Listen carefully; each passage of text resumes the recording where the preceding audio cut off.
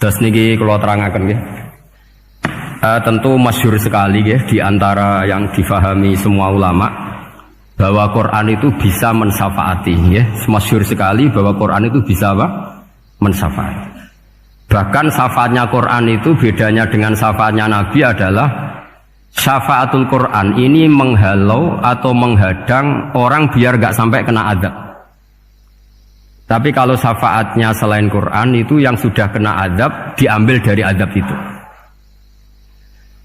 Nah, dalu niki kalau kepengen matur teng jenengan sedanten karena niki lami sekali saya kaji bahwa malaikat, nggih malaikat sinten mawon itu juga kena konstitusi aturan fikih.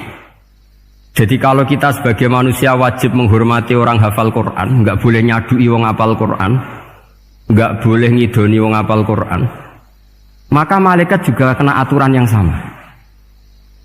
Karena dia, malaikat ini termasuk makhluk yang mukallaf, makhluk yang kena tatanan Allah Subhanahu wa taala. Sehingga Rasulullah sallallahu alaihi wasallam dawuh, surat Tabarok disebut Al-Munjiyah, Al-Waqiyah. Surat yang bisa menyelamatkan yang hafal dari siksa kubur. Pokoknya singkat cerita, ada orang itu fasik, mungkin ya layak disiksa. Pas sampai disiksa malaikat, surat Tabarok muncul menjelma sebagai seseorang. Kalau kamu menyiksa orang ini berarti nyiksa saya. Terus kata malaikat, anti min kalamillah, ya rujuknya memang perempuan karena surah itu dari muannas karena ada taknya. Anti min kalamillah, kamu ini termasuk kalamullah. Wa ana akrahu musa'ataki, tentu aku enggak berani menyiksa kamu. Ya terus berdebat kata malaikat, ini orang enggak benar, ini orang fasik, saya harus mukuli dia. Kata surat Tabarok, sak fasik-fasiknya aku iku ning atine. Kena nyiksa dekne nyiksa aku. Wahnya debat karena enggak ada mahkamah konstitusi. Terus walhasil terus malaikat bilang gini, ya sudah kita lapor kepada Allah Subhanahu wa taala. Lapor, akhirnya surat Tabarok ini cerita ke Allah, ya Allah, ini orang setiap kali datang ke saya dari sekian surat-surat yang ada di Quran, orang ini milih saya. Yang dipelajari ya saya, yang dihafalkan juga saya. Ini kata surat Tabarok kepada Allah. Jika orang ini hafal saya tidak ngefek ke dia untuk tidak disiksa, maka mendingan saya tidak termasuk kitabika, saya tidak termasuk Quran saja. Wong jadi Quran ora iso nyafaati. Terus kata Allah, lho kowe kok emosi kata Allah. Ya harus emosi dong Gusti. Masa wis dadi Quran kok gak iso nyafaati sing apal. Terus kata Allah, wis pek aman. Nah, makanya terus banyak orang ngapalkan surat Tabarok. Ya ini sekaligus ijazah nih. Untuk meradam kemarahan malaikat niku apal surat Tabarok. Syukur-syukur apal 114 surat. Oh niku malaikat sinten mawon pun kena ini. Cukup apal Tabarok. Sehingga adatnya orang-orang Jawa selain apal Yasin itu apal Tabarok. Nah saya itu lama sekali mempelajari bab ini. Ternyata di antara pokoknya itu satu, karena malaikat itu kena aturan fikih. Nggih imut nggih, malaikat itu juga kena aturan fikih. Jika orang hafal Quran itu haram disadui, kita haram menghinakan, maka malaikat juga kena aturan tidak boleh menghinakan orang yang hafal Quran. Dan alhamdulillah di banyak syurahul hadis, hafal Quran itu maknanya tidak harus hafal semuanya. Orang boleh hanya hafal Tabarok, boleh hanya hafal Waqiah. Itu kalau kamu hafal betul, surat ini juga bisa berdiri sendiri mensyafaati Anda. Kayak ini surat Tabarok, beliau matur kepada Allah Subhanahu wa taala. Redaksinya gini, inna fulanan amida ilayya min baini kitabika fata'allamani wa ta'alani. Jadi dari sekian surat yang ada di Quran, orang ini selalu milih saya ya Allah. Jadi gampangannya surat Tabarok, wong saya diprioritaskan orang ini kok saya dingin-dingin saja ketika mau jenengan siksa, ini enggak fair. Apa gunanya saya sebagai kalamullah, sebagai kalamuka ya Allah, kemudian enggak ngefek kepada orang ini. Akhirnya walhasil sama Allah surat Tabarok diberi hak syafaat. Makanya akhirnya semua ulama ijma' yang bisa mensyafaati itu adalah satu Quran, dua Rasulullah SAW, ketiga orang-orang soleh dan seterusnya. Tapi yang penting dari ngaji ini adalah bahwa malaikat itu kena konstitusi. Makanya saya punya ijazah untuk jenengan. Malaikat itu bisa diteror, sampean tenang saja. Malaikat itu bisa diteror, bisa dibully. Masyhur itu di cerita Nurul Dholam, karangannya Senawawi. Sayyidina Ali yang mbahnya Habib Ali ini, Sayyidina Ali bin Abi Thalib. Ya, jadi Rasulullah kita tahu punya menantu yang top alim alama namanya Sayyidina Ali. Sayyidina Ali ku yang menuso. Jadi dekne ku iseng kepengin roh Umar ku wedi. Mergo mangkel. Wong kok ning donya anggere wong tau disentak iku kepengen roh Umar disentak. Wong sak urip-uripe nyentak. Wong. Walhasil Sayyidina Ali ketika Umar wafat, beliau berdoa, ya Allah saya beri kasaf supaya ngerti Umar sing mletene ngono anggere wong disentaki wani gak nyentak mungkar nakir. Itu tok tujuannya. Karena Sayyidina Ali itu orang yang luar biasa, walhasil dituruti oleh pangeran kasaf. Wasaf melihat mungkar nakir datang itu matanya kalkidril ghali, kayak apa panci yang menganga. Seru. Umar baru bangun dari kubur. Sayyidina Ali sebenarnya ingin melihat kalahnya Umar, sebetulnya niatnya itu ingin melihat kalahnya Umar. Ternyata Umar tersinggung, langsung berdiri. Hei malaikat, kamu itu harus punya akhlak. Kamu tahu saya siapa? Saya ini temannya kekasihnya Allah. Yang diandalkan temannya, bukan dia. Jadi bolehlah neror malaikat itu boleh. Kamu tahu saya ini siapa? Saya ini temannya kekasihnya Tuhan, kekasihnya Allah. Ya ke sopo, kancane Nabi Muhammad. Itu panik mungkar nakir. Panik terus matur Allah, ya Allah ini ada orang yang saya teror malah saya diteror. Siapa dia? Umar, temannya kekasihmu. Kata Allah, yo kowe ku yo sing di akhlak sithik, mosok ambek kancane Nabi gitu. Semenjak itu terus sopan, jawab mungkar nakir. Tapi Sayyidina Ali gagal ngelihat Umar kalah. Padahal cita-citanya kepengen Umar itu sekali-kali kalah. Jadi ada sekian cara untuk apa kalau dibahasakan untuk meredam malaikat. Masyhur ada ulama alim alama pekerjaannya mengajar tauhid.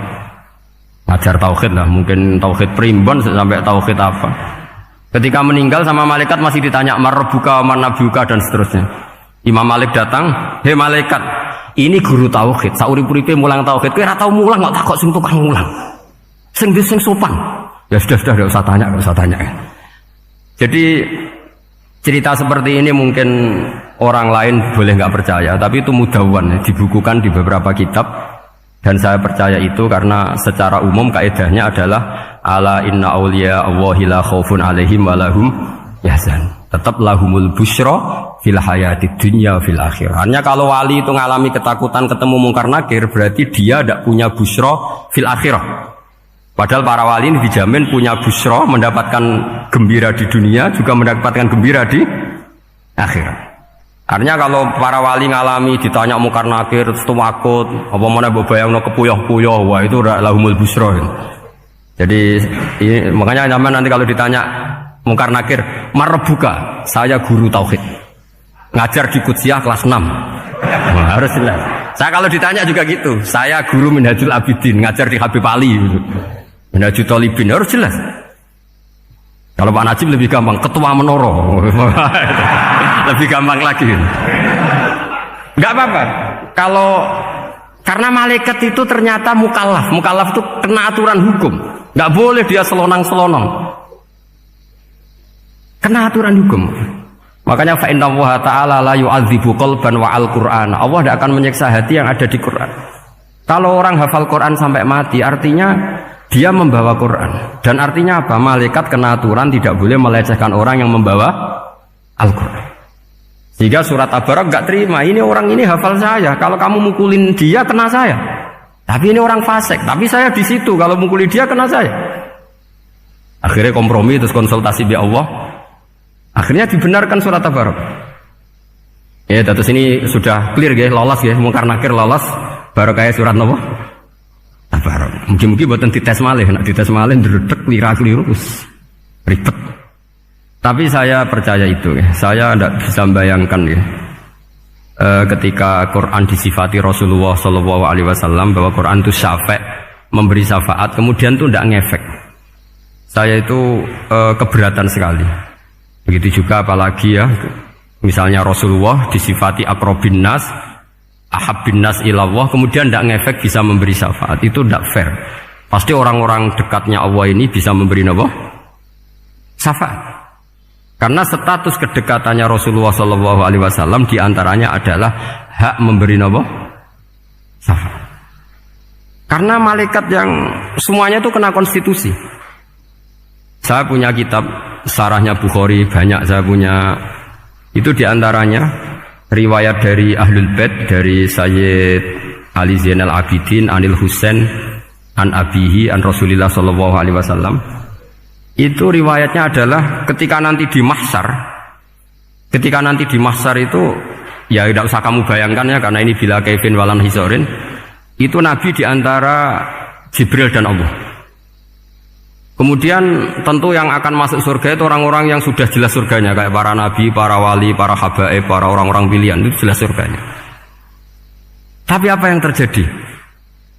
Allah itu ya tentu Allah zat yang maha tahu, sudah sangat tahu. Itu Nabi usulnya itu hanya satu, Ai Rabbi. Saya masih apal teksnya, memang tak apalkan karena ini tak mau tak pakai senjata untuk ketemu para malaikat. Bukan ya Rabbi, kalimatnya Ai Rabbi.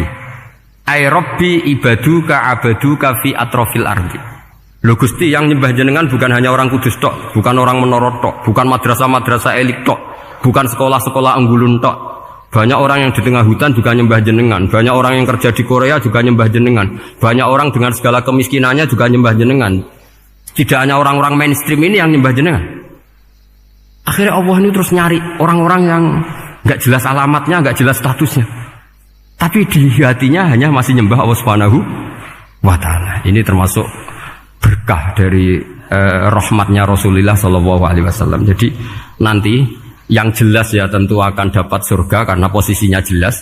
Yang enggak jelas diusulkan sama Rasulullah, Ai Rabbi ibaduka abaduka fi atrofil ardi. Itu luar biasa. Saya pernah ke Korea itu haru karena di sana ya ada yasinan, ada dibaan. Padahal kerja di negara ateis. Itu kalau mereka sholat, itu nyuri-nyuri waktu makan, sholatnya itu di kamar mandi. Ya jangan bayangkan kamar mandinya kayak di sini yang sempit juga. Kamar mandi di kota-kota itu kan mungkin lebih bagus dibanding kamar tidur jenengan. Kayak di hotel-hotel itu kan kalau santri so ngantuk. Saking mewahnya, jadi bisa kadang ada yang tanya, mosok Gus kamar mandi nek gue sholat mau cuwilik. Iwak kamar mandimu ini kamar mandi. Ya sering do tanya saya itu sholatnya sah apa enggak? Sah, semuanya gitu tak jawab sah terus. Dan itu yang nanti diusulkan Rasulullah SAW, Ai Rabbi ibaduka abaduka fi atrofil ardi. Di luar orang-orang yang mainstream itu ya Allah, banyak orang yang menyembah jenengan. Saya tuh pernah nangis ketika di Bandara Jakarta ketemu orang wireng, serai melarat, jelas melarat, wireng wis. Niku ketemu saya cium tangan, Gus saya ini itu habis dari Selandia Baru. Kerjanya dia itu ikut mancing gitu, mancing ikan tuna di Selandia. Kalau saya di tengah laut itu sampai 2 bulan. Hiburan saya itu hanya ngaji jenengan lewat YouTube. Coba orang di tengah laut ngaji. Wah, itu seneng pojok bumi. Jadi ini umat Rasulullah Shallallahu Alaihi Wasallam. Makanya kalau suwon jenengan yakin saja terhadap syafaatnya Quran, karena semua malaikat itu kena aturan. Di antara aturannya adalah tidak boleh menyiksa orang yang di hatinya ada Al-Quran. Fa inna Allaha ta'ala la yu'adzibu qalban wa al-Qur'ana. Karena Allah tidak akan menyiksa hati yang ada di Quran, yang ada Qurannya. Sehingga memiliki jelas gini riwayat saking Ibnu Katsir. Supaya kula percaya, apalagi ini didhawuhkan Rasulullah SAW bahwa surat Tabarok adalah disebut munjiyah, penyelamat, juga disebut wakiyah, penjaga. Lalu biasanya orang-orang yang nggak percaya syafaat itu pertanyaannya adalah, kan manusia itu wa alaisa lil insani ila masa'a, manusia itu hanya bisa membawa bekal apa yang pernah dilakukan. Itu dijawab oleh ulama-ulama kita ahli sunnah wal jamaah. Entah perlu ditambahi anahdiah apa enggak tahu saya. Saya ini kata orang banyak termasuk pengurus PBNU, tapi saya itu tetap nggak pati srek. Kalau ahli sunnah saja, tidak usah ditambahi an-nahdiyah. Karena nanti malah tidak global ini, ahli sunnah kok lokal ini jadi ribet. Ya tapi kalau kita di Indonesia ya ditambahi an-nahdiyah tidak apa-apa. Karena mau tidak mau memang dalam hal ikramus sahabah mungkin kita dengan Wahabi itu sama-sama ikramus sahabah. Tapi dalam hal percaya wasilah, kita ini ada miripnya dengan Syiah. Karena Syiah percaya wasilah, NU percaya wasilah. Tapi dalam bab ikramu kulli sahabah, beda kita dengan Syiah. Fa innas Syiin itu ada sahabat yang dihormati, ada yang enggak. Akhirnya terus kita karena itu terus bikin ahli sunnah An-Nahdiyah. Karena Wahabi itu ya ahli sunnah tapi enggak percaya apa? Wasilah. Ya katanya gitu, kata para pakar-pakar. Saya sendiri hanya nirukan, saya tidak punya kepentingan untuk menganalisis itu. Karena pertanyaan di kuburan itu ya gampang. Nanti marbuka, manabiuka itu gampang lah. Tapi ada KNU juga, ada nanti Gus pertanyaannya, wama jamiyatuka. Waduh ribet itu, lama-lama wama hizbuka, partai kamu apa? Ribet kan kalau semua orang kreasi nambahin, malah ribet kan. Tapi lewat ngaji ini saya pastikan bahwa surat Tabarok itu luar biasa. Terus saya teruskan.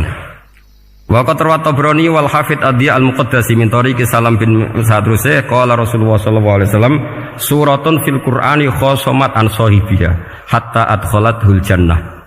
Jadi ada surat di Quran yang mati-matian membela yang hafal sampai surat itu memasukkan orang itu ke surga, yaitu Tabarakalladzi biyadihil mulk.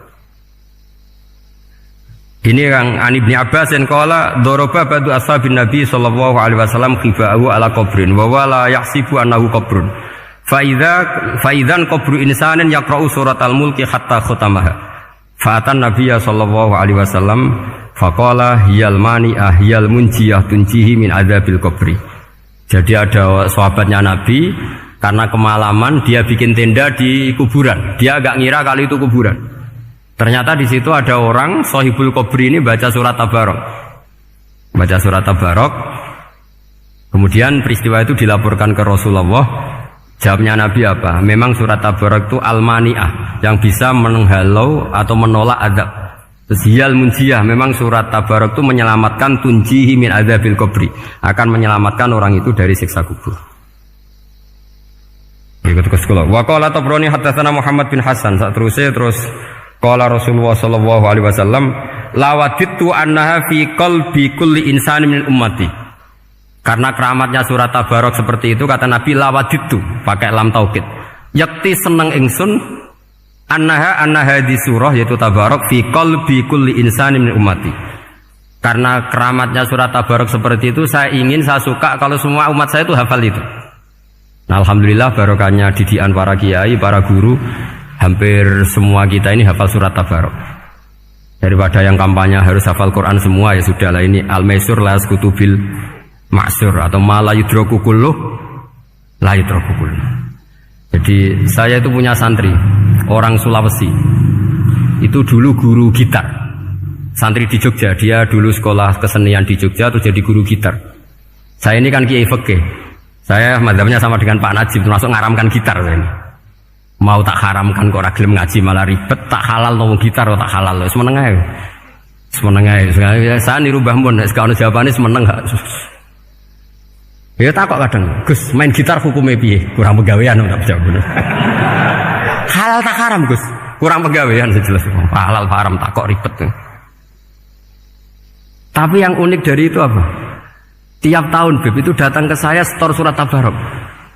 Kadang ya setor 5 ayat, 20 ayat, sampai khatam. Naik pesawat dari Sulawesi. Gara-gara ngaji saya, sudahlah Gus, sementing aman. Jadi, aku ning donya wis main gitar, saya enakku, nak gak apal Tabarok bahaya. Dia ngapalkan, apal betul. Sekarang kemarin setornya khatam. Ya hanya untuk ngelawan malaikat saja itu, untuk ngelawan malaikat itu. Saya kok tertarik itu. Lah yang repot saya, Beb, saya kiainya ngajarkan itu tapi lupa ngajarkan haramnya yang gitu-gitu. Wah ya ribet ya, sudahlah nanti biar diurusi Allah Subhanahu wa taala. Sudah itu sudah. Karena jadi kiai itu repot. Saya pernah Beb tanggal 1 Syawal itu punya teman zaman di Sarang. Wong wis wireng kriting soer wis wireng kriting. Jarang ke saya tanggal 1 Syawal kecuali pas itu. Ternyata datang tuh karena teman saya, semakan senior saya, mau teko mau ngijazahi saya. Gus, kowe nak dadi kiai sing hati-hati. Aja geman dalil sing kira iso nglakoni. Ono apa? Dia itu datang ke saya berarti tanggal 2 ya, tanggal 2 sore. Dia itu pas Idul Fitri itu pidato. Man soma Ramadan wa atba'ahu sitan bin Syawal faka'annama somat dahrokullah. Itu orang lugu-lugu poso. Bareng tanggal loro-loro pas wandekne rokokan. Wong lugu-lugu, wah rugi bah aku poso jebule jenengan ra kena dinut. Jadi semuanya yang poso 6 hari itu ngikuti kiai itu. Ternyata pas disowani pas rokokan, rugi bah aku anut jenengan. Tak nut poso jebule jenengan gak poso. Aku yang mending ngene, lha opo kowe dalil ngono barang ngono lha opo ora iso nglakoni. Makanya ini hati-hati para kiai, nek dalil sing ora iso nglakoni ora usah. Nak khutbah Id ora usah cerita poso 6 hari, kok malah diciri orang. Ya cerita wae wong nak berposo dosane di sepuro insyaallah, pokoke yang gampang-gampang saja. Nak dolan ning gone wong awan-awan dosa ganggu. Nak ra dolan sombong kegelem silaturahim. Wae ngomong yang umum-umum saja. Jangan dalil poso 6 apa? Hari itu sekali ada yang anut ternyata kamu tidak bisa, wah itu repot.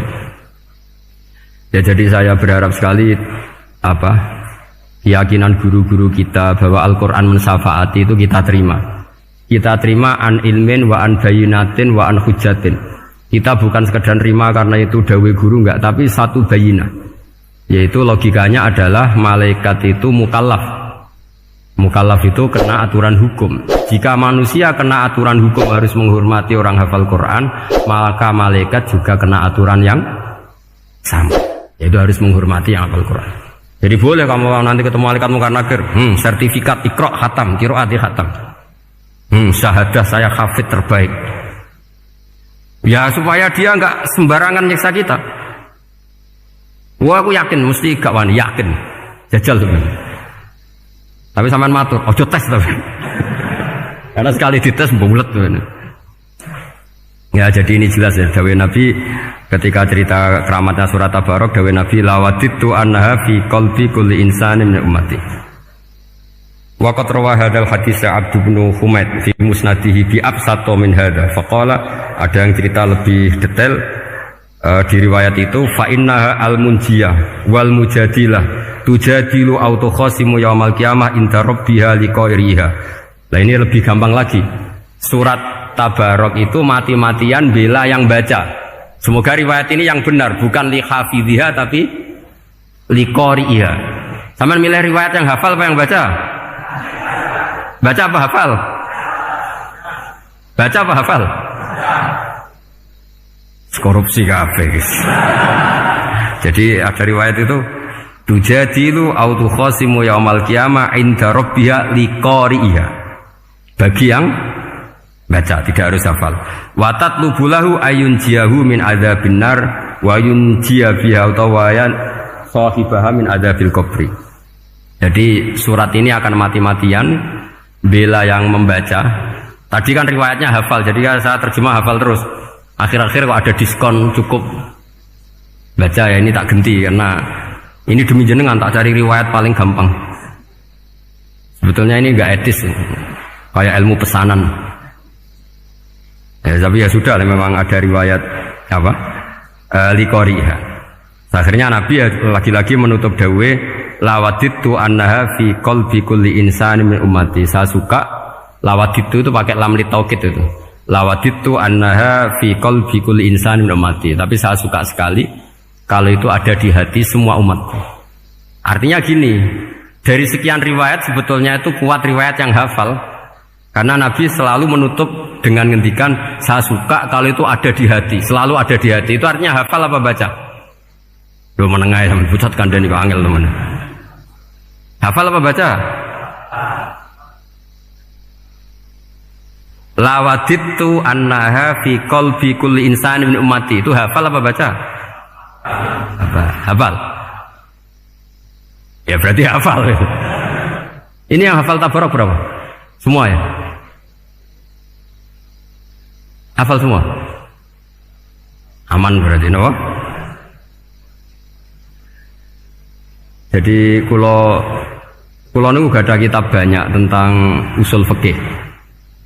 Sebenarnya kepentingan saya itu bukan masalah usul fikihnya, tapi kepentingan bahwa konstitusi ilmu, saya ulang lagi apa, konstitusi ilmu yang difahami ulama ummati Rasulullah sallallahu alaihi wasallam itu ternyata fa innahu ta'ala bahabihim al malaikah. Allah itu bangga sekali dengan para malaikat.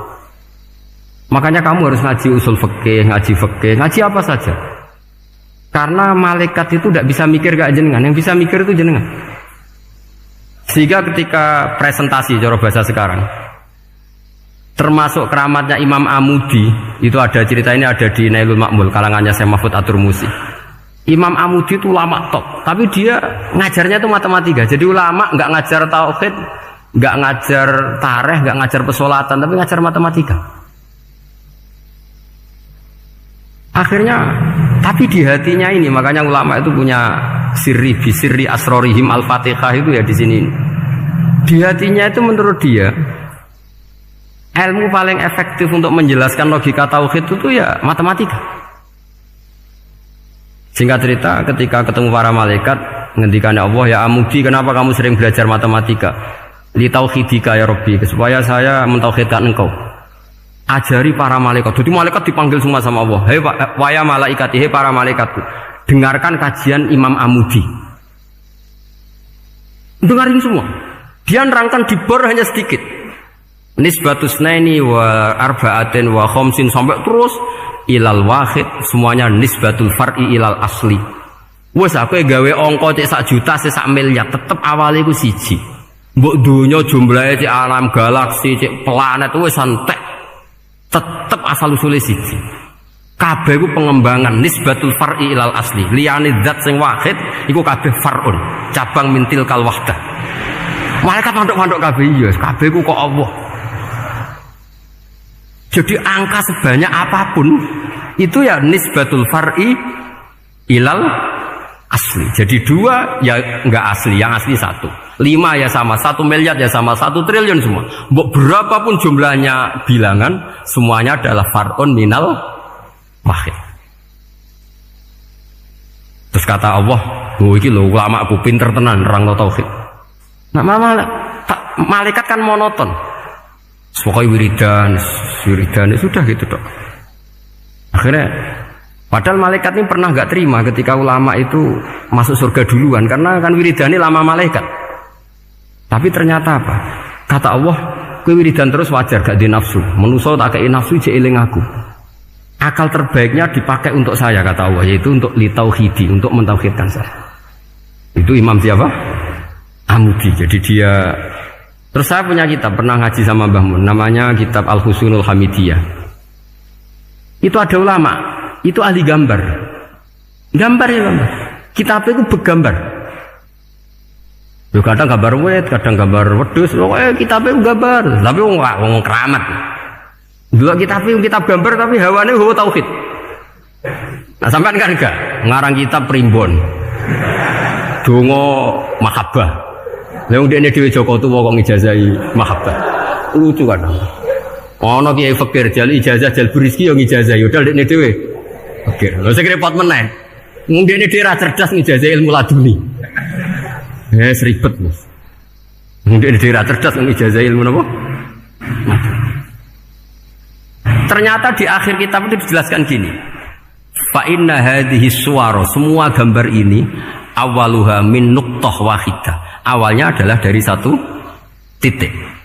Jadi famadarul wujud adalah an-nuqtah, 1 titik. Nuqtatul wujud yaitu Allah Subhanahu wa taala. Mbok kowe gambar seruwet apapun. Wis aku gambar benang paling ruwet sing ra iso diurai. Awalnya 1 titik apa 2 titik? 1 titik. Makanya masyhur dalam dawuh para ulama, Quran dikumpulkan di surat Fatihah. Surat Fatihah dikumpulkan di Bismillah. Bismillah dikumpulkan di titiknya ba. Nah titik ba ini disebut bi kana makana wa bi yakunu mayakun. Karena lewat titik bi ini, karena saya yang ada menjadi ada, dan karena saya yang mau ada akan menjadi ada. Makanya semuanya itu kembali ke 1 titik, nuqtatul wujud. Kayak apa ulama dulu? Jadi mau bismillah itu gak main-main kan. Bismillah itu eling bae. Bae ini nuqtatil wujud, bahwa kita benar-benar bertauhid. Mbok kayak apa buletnya gambar, mbok kayak apa ruwetnya, tetap dimulai dari 1 titik.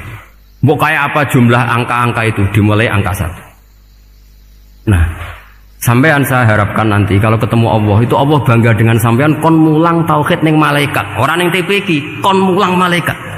Itu cita-cita terbesar saya, kepengen mulang malaikat. Mulang sampean wis bosen yakin wis aku pengen oh keren mulang. Maksudnya aja malaikat kok Jibril, Mikail itu malaikat elit. Sing awam-awam ya sing mboten. Kalau malaikat ini papan atas niku pun alim banget. Saya kenapa ngomong demikian? Saya ini punya tafsir namanya tafsir Al-Qurtubi. Itu Imam Qurtubi termasuk tak anggap mufassir hebat. Beliau ketika ngendikan wa idz qala rabbuka lil malaikati, saterusnya terus walhasil malaikat itu terus protes ataj'alu fiha may yufsidu fiha wa yasfikud dima. Itu kan ada pertanyaan di tafsir itu.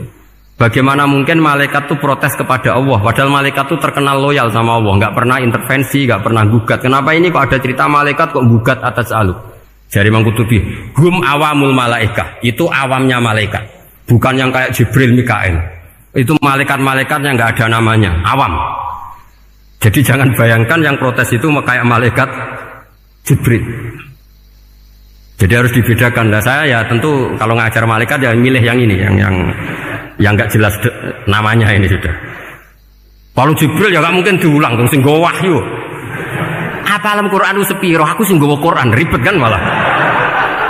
Lah nek Israil mbok ulang tersinggung dipletet lah tuntas malah ribet. Mikael mbok ulang tersinggung kira di donasi bagian duit dan bagian rezeki ribet. Wis mulang malaikat sing awam. Saya itu termasuk hilang iskal saya, janggal saya karena tafsir Qurtubi. Dulu saya itu iskal. Mau malaikat kok ngevaluasi kebijakan Allah itu artinya kan gini. Ya Allah, engkau mengangkat Adam sebagai khalifah. Padahal potensi Adam itu adalah ifsad. Ya, ataj'alu fiha may yufsidu fiha wa yasfikud dima.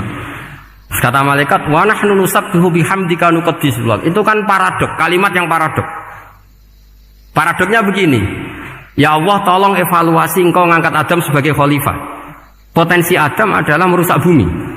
Wa nahnu nusabbihu bihamdik, kita ini selalu mensucikan engkau. Lalu itu kan paradok. Kalau mereka mensucikan Allah, artinya mensucikan juga min ihtimalil khata'. Mensucikan bahwa Allah itu tidak mungkin salah. Lah ini bilang mensucikan kok. Saya mensucikan engkau Gusti, tapi kok dalam hal ini kok kayak jenengan itu salah gitu. Wong karwan Adam kok mbok angkat. Makanya Allah duka. Wong kowe ku jare maca tasbih kok ngevaluasi. Ya kan maknanya mentasbihkan Allah apa? Mensucikan dari semua kesalahan, kekurangan. Ini bilang baca tasbih kok nganggep Allah itu perlu dievaluasi kebijakannya. Tolong pikir ulang Gusti. Mungkin jenengan kurang detail kan kayak gitu. Akhirnya Allah tersinggung. Masyhur itu di tafsir-tafsir. Meskipun tafsir itu sebagian Israiliyat, yang keterusan itu rodok Israiliyat, tapi cara kula rodok setuju, Israiliyat yang rodok gitu. Itu kan masyhur itu, akhirnya lah apa alasannya Adam kok salah? Bani Adam tentu akhirnya Adam ini kemudian berganti ke Bani Adam. Dan itu jadi perdebatan ahli tafsir. Apakah dhamir itu harus kembali ke asal? Apa boleh ke pengembangannya? Misalnya Adam itu kan di situ disebut ataj'alu fiha may yufsidu fiha wa yasfikud dima. Padahal Adam yang nabi ini enggak pernah yusfikud dima. Enggak pernah yufsid fil ardi, juga enggak pernah wa yasfikud dima. Ya, saya ulang lagi, Adam yang nabi itu kan enggak pernah ngalami ataj'alu fiha may yufsidu fiha wa yasfikud dima. Berarti Adam ini nanti yang nakal, yang sampai senang berteman darah itu Adamnya apa anaknya? Anaknya kan? Itu jadi perdebatan ahli tafsir. Walhasil singkat cerita, malaikat ini tidak salah. Nyatanya kita tahu kan perang di Irak, di Syria, perang zaman Belanda, Bani Adam itu senang safkud dima. Tapi ternyata malaikat ini ditegur sama Allah. Yusbiya manusia itu salah itu di nafsu. Gue bener mergo ora tak kei nafsu. Masyhur terus dicerita Israiliyat itu ada malaikat, dia jajal Gusti. Juajal tenan dikai nafsu, medun ketemu wong adus langsung merkosa. Gaweanan sih, ora kenalan sih. Terus dari Allah, wah lumayan menusa, ana mukadimah ka ora-uran ae. Walhasil terus malaikatnya api terbang nggak bisa. Ini kata cerita Israiliyat, kamu harus menentang cerita ini. Tapi saya setuju. Singkat cerita, pertanyaannya adalah, mungkinkah malaikat melakukan kesalahan? Padahal termasuk salah adalah protes kepada Allah Subhanahu wa ta'ala. Dijawab oleh Imam Qurtubi, hum awamul malaikah. Itu awamul malaikat. Jadi kita harus membedakan malaikat yang papan atas, yang ashos. Kalau dalam tafsir modern disebut malaikat sing ashos, kayak Jibril, Mikail. Ada malaikat awam. Nah, yang awam ini ya biasa, yang bilang qalu ataj'alu fiha ma yufsidu fiha wa yasfikut wa nahnu nusabbihu bihamdika nuqaddisu lak. Itu kan paradok. Paradoknya, ya Allah, engkau mengangkat Adam jadi khalifah itu kayaknya salah. Harusnya kan ngangkat kita, karena kita ini yang selalu mensucikan engkau. Loh, mensucikan Allah, kok nganggep Allah mungkin salah dalam bikin keputusan. Makanya hati-hati kalau baca tasbih. Kalau baca tasbih, kalau Allah Maha Suci, ya sudah suci dari segala kesalahan, kekurangan. Jika wiridannya Rasulullah yang diajarkan kita, subhanallah bihamdi adada khalqi wa ridha nafsi wa zinata arsy midada kalimati. Jangan subhanallah pakai versi kamu. Allah Maha Suci. Ternyata kamu punya khayalan tentang Allah. Nah, kalau khayalan kamu salah, berarti mendudukkan Allah tidak sesuai sifatnya Allah. Makanya ahli tauhid terus punya satu pakem ilmu yang namanya ma khatara bibalika fawau bi khilafi dzalik. Apa yang ada di hatimu bahwa Allah seperti ini, hakikatnya Allah tidak akan seperti itu, karena Allah mukhalafatul bil hadits. Karena ini masalah-masalah sensitif. Dan itu yang salah, saya ulang lagi, awamul malaikah. Kata Imam Qurtubi siapa? Awamul malaikah. Ya, saya teruskan. Jadi kalau suwon seperti keinginannya Rasulullah SAW. Terus niki terakhir, anna Rasulullah SAW kana layana muhatta yaqra alif lam mim tanzil wa tabarakalladzi biyadil mulku wa qala las antawuf yufaddilani kulla suratin fil Qur'an bisab'ina hasanatan. Jadi di antara kelebihannya surat Tabarok adalah mengungguli umumnya surat dengan kelas 70 kali derajat. Jadi keunggulannya surat Tabarok itu bisab'ina darajah di bawah surat-surat yang lain. Sudah, ini surat Tabarok agak panjang. Tapi alhamdulillah dari semua itu surat Tabarok itu kalah bi qul huwallahu ahad. Jadi ini nikmat terbesar kita. Karena nggak perlu Tabarok, saiki porsi ini diturunkan jadi apa? Qul. Makanya banyak tarawih main apa? Qul. Itu bukan cari cepet, itu dalile musalsal ila Rasulillah sallallahu alaihi wasallam. Jadi ada sahabat itu kalau ngimami main kulhu. Di Indonesia masih mendingan kulhunya rakaat kedua ya. Itu enggak, sahabat ini rakaat pertama ya kulhu, kedua ya kulhu. Masih mendingan di Indonesia dipakai selingan rakaat kedua. Singkat cerita, sahabat yang makmum ini lama-lama mangkel, matur, ya Rasulullah, ini orang yang kau pasrai jadi imam itu sering main kulhu. Akhirnya Nabi memanggil, ya fulan, kenapa kamu suka baca kulhu? Li'annaha sifatur rahman, karena dalam surat kulhu itu semuanya menerangkan sifatnya Allah Ta'ala. Maka saya suka itu. Nabi saat itu juga dapat wahyu, ya Muhammad, kasih tahu orang itu, inni uhibbu, saya suka dia karena dia suka kulhu. Oh, itu aja hafalkan itu. Jadi itu riwayat yang lebih menggembirakan itu. Jadi tidak usah Tabarok, cukup apa? Kulhu. Dan itu lebih mutawatir. Makanya kalau legenda dunia kiai itu kan, ini ada cucunya, ada cucunya Sayyidina Ali. Tuh, siapa yang bisa khatam Quran sekian menit? Yang menang Sayyidina Ali ya, karena baca kulhu sampai 3 kali. Yang dianggap takdilul Quran, sudah sama dengan baca Quran. Jadi ini ijazah terakhir, ini jadi porsinya tambah turun. Saya itu suka. Saya itu punya banyak penggemar lah di Jogja, di Jakarta. Memang agama ini harus mudah. Saya itu kalau baca kulhu itu sampai nangis. Nangis saya bukan karena faham atau haru, itu enggak. Sebaik itu Allah. Masa gara-gara hafal kulhu, main kulhu dicintainya? Ya karena memang Allah itu benar-benar zat yang baik. Makanya saya punya teman itu kurang ajarnya, masya Allah. Kalau tes ditanya rukun Islam berapa, nawakidul wudhu berapa, muftitatus sholat berapa, semuanya dijawab la ilaha illallah. Terakhir ditulis kafir pak, sama nanya lah iki. Nyalano la ilaha illallah kafir apa ndak? Gurune bingung kan akhir. Di ek iku la ilaha illallah kok di ek. Akhirnya bocah diceluk, "Cung, maksud piye? Mun sampean wani ngaik, Pak, kafir, Pak." Akhirnya sugahno ribut-ribut. Pertanyaan apa tuh? Ma muktilatu sholat ya la ilaha illallah. Nah gitu wudu ya. Tapi jangan tiru lho. Lah gurune kok pengen kawani kafir. Siapa yang berani ngek la ilaha illallah? Ya ana meneh sing buweli. Angin belinge itu disurati wong tuane. Kalau nu mondok sarang era kuno, jadi ijek lugu wong.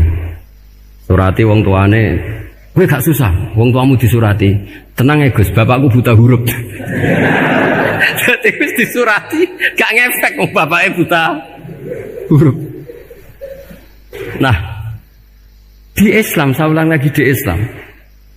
Dengan tanda kutip kesalahan-kesalahan kecil gini ku zaman Nabi, sahabatnya Nabi, iku kabeh iku dadi berkah.